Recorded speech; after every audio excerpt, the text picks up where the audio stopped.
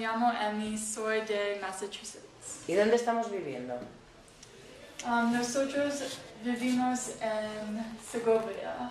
Very early on in the course, we talked to the students about the idea of ethnocentrism and learning to step outside your own cultural prejudices and beliefs and see themselves and see the world from other perspectives. It's definitely changed our mind when you go home, valuing like what you have, and being here has really opened my eyes towards that aspect as well.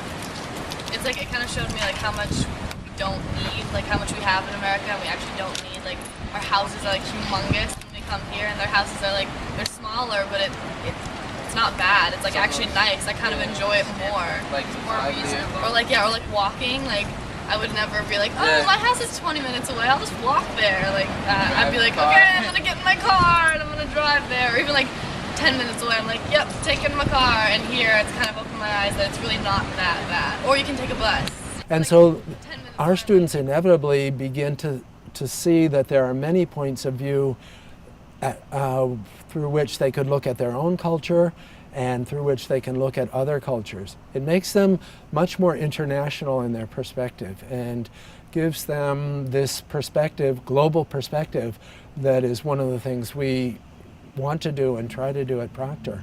And I don't think there's a better place, unless maybe it's France or one of the other off-campus programs, for them to do this while they're at Proctor. Eso se llama jengibre. Jengibre. Es como una raíz. Sí. Escucha, ¿sabes cómo se utiliza? Es como un ajo, parecido al ajo. ¿Vale? Certainly the opportunity that Proctor offers its students that it most directly leads to a great improvement in their Spanish language is to do the program in Segovia. And it's for that reason that we have 2 Spanish teachers in Segovia. So whether they're struggling Spanish 1 students or potential AP Spanish students, they really get a lot out of the program, both in terms of vocabulary and grammar, but also conversation, tuning their ear to the sounds of Spanish. It's just a process that we cannot duplicate on campus in our classrooms. Our teachers here do their best to bring in all sorts of cultural activities, have the students talking and listening in class, but there's nothing compared to going home and negotiating with your Spanish homestay mother for lunch or for a late arrival time or something like that. These real practical activities take on a life of their own that the students really respond to. So it's experiential learning in the most classic sense. ¿Y qué partes, qué ciudades de España conoces? Segovia, Toledo, Barcelona, Córdoba, Granada, Madrid, Salamanca. Muchas ciudades, muchas partes de España. Sí. Yet another part of the program are the trips that we take, sometimes with a history class, sometimes with the literature class.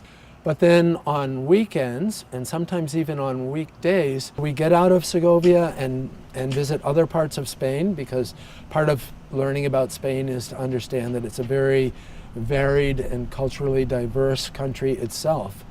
And I think the students find that their literature classes and history classes are also very experiential, because we go to these places, have tour guides who are native Spaniards, visit museums, see the cultural accomplishments that the Spanish people are so proud of, and they begin to understand that pride. And I think that this broadening of their perspective, this globalization of their outlook, is one of the things that translates back to the on-campus classes and why they're often so much more interested in their courses when they return to Proctor.